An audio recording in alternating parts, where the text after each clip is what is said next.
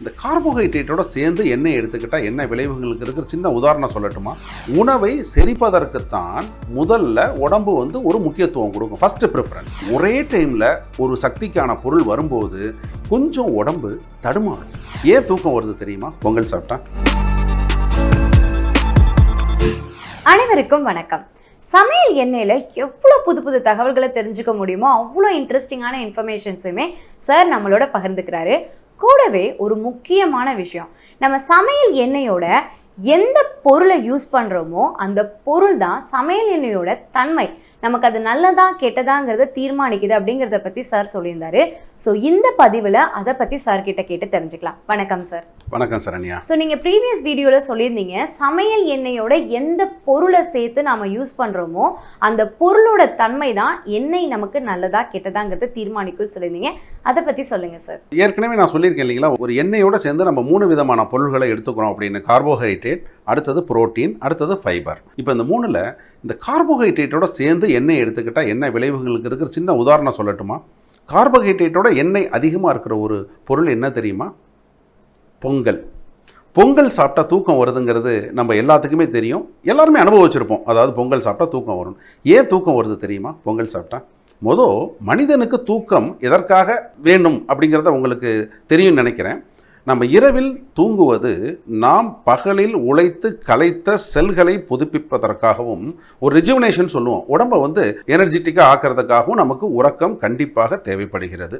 நைட்டில் தான் அந்த நம்ம பாடி நம்மளை ரிப்பேர் பண்ணும். நம்ம ஏற்கனவே அவயங்கள், உழைத்து கலைத்த அவயங்களை ரிப்பேர் பண்ணும். அதுக்காக தான் தூக்கங்கிறது எல்லாத்துக்கும் தெரியும். இந்த தூக்கம் இருக்குது அப்படின்னாலே, ஒரு மனிதன் தூங்குறான் அப்படின்னு சொன்னாலே அவன் உடம்பு ஏற்கனவே பழுதடைந்திருக்கிறது. அந்த பழுதை சரி செய்வதற்காக அவனுடைய உடல் அவனை தூக்கத்திற்கு அழைக்கிறது அப்படிங்கிறது தான் சரியான விதி. அப்படின்னா பொங்கல் சாப்பிட்டா தூக்கம் வருது அப்படின்னு சொன்னால், தூக்கம் வருதுனாலே அந்த உடம்புல ஏதோ ஒரு பிரச்சனை இருக்குன்னு அர்த்தம் இல்லைங்களா? அப்போ அப்படி இந்த பிரச்சனை என்ன தான் வருது சார், ஏன் தூக்கம் வருது அப்படின்னு கேட்டிங்கன்னா, பொங்கல் சாப்பிட்டா மட்டும் கிடையாது. நம்ம பொங்கலை மட்டும்தான் பார்த்துருக்கோம். எண்ணெய் அதிகமாக விட்டு தோசை சாப்பிட்டாலும் தூக்கம் வரும்.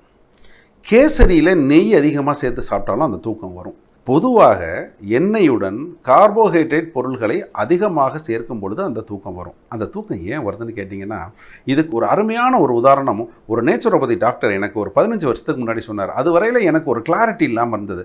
அதுக்கப்புறமேட்டு தான் அந்த ஒரு கிளாரிட்டி கிடச்சிச்சு. நார்மலாக நைட்டு நம்ம தூங்கும்போது நம்ம உடம்பை ரிப்பேர் பண்ணுது உடம்பு அப்படின்னு நம்ம சொன்னேன் இல்லைங்களா? இந்த ரிப்பேர் பண்ணுற வேலை எப்போ ஆரம்பிக்கும் அந்த உடம்பு அப்படின்னு கேட்டிங்கன்னா, நம்ம நைட்டு சாப்பிட்ட சாப்பாடு செரிச்சதுக்கப்புறம். அதாவது உணவை செரிப்பதற்குத்தான் முதல்ல உடம்பு ஒரு முக்கியத்துவம் கொடுக்கும், ஃபர்ஸ்ட் ப்ரிஃபரன்ஸ். அந்த செரிச்சு முடிச்சதுக்கு அப்புறமேட்டு தான் நம்ம உடம்பை ரிப்பேர் பண்ணுற வேலையை ஆரம்பிக்கும். அது வரையில் ஆரம்பிக்காது. ஆரம்பித்தாலுமே கொஞ்சம் கொஞ்சம் நடந்திருக்கும். பெரும்பான்மையான கவனம் பூராமே செரிக்கிறதுல தான் இருக்கும். அதுக்கப்புறம் தான் ரிப்பேர் பண்ணுறதுக்கு.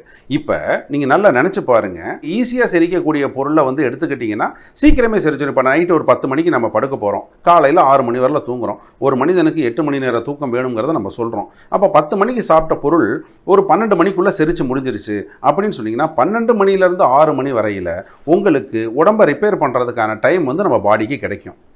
அதை விட்டுட்டு செரிக்கிறதுக்கு கஷ்டமான பொருளை சாப்பிட்டோம்னா 10 மணிக்கு ஆரம்பித்து 3 மணி 4 மணி வரையில் காலையில் அது செரிச்சுக்கிட்டு இருந்துச்சுன்னா, செரிச்சு முடிச்சதுக்கப்புறம் தான் நம்ம பாடியை ரிப்பேர் பண்ண போகுதுன்னா, 4 மணிக்கு ஆரம்பித்து 6 மணிக்குள்ளே வெறும் 2 மணி நேரம் தான் அந்த பாடியை அதால் ரிப்பேர் பண்ண முடியும். அப்போ அந்த 2 மணி நேரம் ரிப்பேர் பண்ணுறப்ப இன்னும் ரிப்பேரிங் பாக்கி இருக்குது. நம்ம 6 மணிக்கு என்ன செய்வோம்னு கேட்டிங்கன்னா, எந்திரிச்சிருவோம். நிறையா பேத்துக்கு நீங்கள் எவ்வளோ லேட்டாக படுத்தாலுமே காலையில் கரெக்டாக அந்த 6 மணி 6:30 மணிக்கு முழிப்பு வந்துடும். ஏன்னா நம்ம பாடிக்குள்ளே ஒரு பயாலஜிக்கல் கிளாக் இருக்குது, அது நம்மளை எழுப்பி விட்ரும், நீ ஏந்திரி அப்படின்னு சொல்லிட்டு. அந்த கிளாக்கை நம்ம எழுப்பி விட்றப்ப நம்ம பாடி என்ன செய்யணும், நான் இவனோட உடம்பை இன்னும் ரிப்பேர் பண்ணவே இல்லையே, 2 மணி நேரம் தானே ரிப்பேர் பண்ணியிருக்கேன் அப்படின்னு சொல்லிட்டு அடுத்த நாள் காலையில் ஆஃபீஸுக்கு போகும்போதெல்லாம் தூக்கம் வர வைக்கும். ஆஃபீஸில் இருக்குங்கிறது உடம்புக்கு தெரியாதுல்ல. அதுக்கு என்ன, நீ திருப்பி தூங்கு, நான் உடம்பு என்ன முழுசாக ரிப்பேர் பண்ணி முடியலை அப்படின்ட்டு. இதே தான் அந்த பொங்கல் சாப்பிட்டாலும் நடக்கும். பொங்கல் சாப்பிட்றப்ப கார்போஹைட்ரேட்டும் கொழுப்பு பொருள்களும் ஒரே டைமில் போகிறப்ப, நான் ஏற்கனவே பல வீடியோவில் உங்களுக்கு சொல்லியிருக்கேன், கார்போஹைட்ரேட்டை செரித்து எனர்ஜி எடுக்கிறது வேறு வழிமுறை, இந்த கொழுப்பை செரித்து எனர்ஜி எடுக்கிறதுங்கிறது வேறு வழிமுறை. ரெண்டுமே என்டையர்லி டிஃப்ரெண்ட். அப்படி இருக்கும்போது ஒரே டைமில் ஒரு சக்திக்கான பொருள் வரும்போது இதிலிருந்து சக்தியை எடுக்கிறதா அதிலிருந்து சக்தியை எடுக்கிறதாங்கிறது கொஞ்சம் உடம்பு தடுமாறும். இப்போ நீங்கள் அரிசி பொருள்களை சாப்பிடும்போது வேறு எதுவும் சாப்பிட்டீங்கன்னா கூட எனர்ஜிக்கான பொருள் ஒன்று தான், கார்போஹைட்ரேட் மட்டும் தான் போகுது. இல்லை எண்ணெயோட சேர்ந்து இப்போ நீங்கள் ஃபைபர் சாப்பிட்றீங்க, கீரை பொரியல் சாப்பிட்றீங்க, அங்கே எனர்ஜிக்கான பொருள் எண்ணெய் மட்டும்தான், ஃபைபர் கிடையாது. ஆனால் பொங்கல் சாப்பிடும்போது எனர்ஜி உடம்புக்கு கொடுக்கக்கூடிய 2 பொருளையும் அதிகமான அளவில் ஒரே டைமில் உள்ளுக்கு தள்ளும்போது இந்த பாடி இதிலிருந்து எடுத்து வைக்கிறதுக்கும் இதிலிருந்து எடுத்து வைக்கிறதுக்கும் ஒரு பேலன்சிங் பண்ணுறதுக்கு அந்த டைமில் அதுக்கு ஒரு தடுமாற்றம் ஏற்படும் பொழுது நீ படு, நான் தூங்கு, உன் உடம்பை ரிப்பேர் பண்ணணும் அப்படிங்கிற மாதிரியான ஒரு நிலைக்கு வந்துவிடும் என்று அந்த நேச்சுரோபதி டாக்டர் எனக்கு சொன்னார். மிக அருமையான ஒரு கருத்து, எங்களுக்கெல்லாம் ரொம்ப கன்வின்சிங்காக இருந்தது. இப்போ உங்களுக்கு தெரிஞ்சிருக்குன்னு நினைக்கிறேன் ஏன் நமக்கு இந்த மாதிரி பொங்கல் சாப்பிட்டா தூக்கம் வருது அப்படின்னு சொல்லிட்டு. இதே மாதிரி நம்ம ஃபியூச்சரில் புரோட்டீனோட சேர்ந்து ஆயில் சாப்பிட்டா என்ன ஆகும், ஃபைபரோட சேர்ந்து ஆயில் சாப்பிட்டா என்ன ஆகும் அப்படிங்கிறதெல்லாம் நம்ம அடுத்தடுத்த வீடியோவில் பார்க்கலாம். இதன் மூலம் தெரிவது என்னவென்றால், நீங்கள் அதிகமாக கார்போஹைட்ரேட் உள்ள மாவுச்சத்து உள்ள பொருட்களை சாப்பிடும் பொழுது எண்ணெயை எடுத்துக்கொள்ள வேண்டாம். மிக குறைவான அளவில் எண்ணெய் எடுத்துக்கொண்டால் போதுமானது, கூடுமான மட்டும் தவிர்ப்பது நல்லது அப்படிங்கிறது தான் நான் உங்களுக்கு சொல்ல வேண்டிய ஒரு கருத்து. பொங்கல் சாப்பிட்டா ஏன் தூக்கம் வருது, இந்த கேள்விக்கு ரொம்ப தெளிவான ஒரு எக்ஸ்பிளனேஷன் கொடுத்துருக்கீங்க சார், ரொம்ப நன்றி. அதை தொடர்ந்து நிறைய பேர் அடுத்து கேட்குற ஒரு முக்கியமான கேள்வி, ரிஃபைண்ட் ஆயில் நல்லதா கெட்டதா? இதை பற்றி சார் கிட்ட நிறைய தகவல்கள் கேட்டு தெரிஞ்சுக்கலாம். ஸோ இந்த மாதிரி தொடர்ந்து நிறைய இன்ட்ரெஸ்டிங்கான வீடியோஸை பார்க்குறதுக்கு நம்ம சேனலை சப்ஸ்கிரைப் பண்ணுங்கள். எல்லா வீடியோஸும் அப் டு டேட் உங்களுக்கு வரணும்னா பக்கத்தில் இருக்கிற நோட்டிஃபிகேஷன் பெல்லை கிளிக் பண்ணி ஆல் அப்படிங்கிறத செலக்ட் பண்ணுங்கள். இந்த மாதிரி இன்ஃபர்மேஷனை நீங்கள் மட்டும் பார்த்து பயனடையாதீங்க, உங்கள் மற்ற ஃப்ரெண்ட்ஸுங்களோட ஷேர் பண்ணுங்கள்.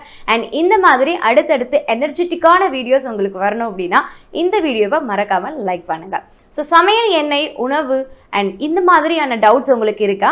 கீழே கொடுத்துருக்கிற வாட்ஸ்அப் நம்பருக்கு உங்கள் கேள்விகளை அனுப்புங்க. அடுத்தடுத்த பதிவில் அதுக்கான விளக்கங்கள் பார்க்கலாம். நன்றி.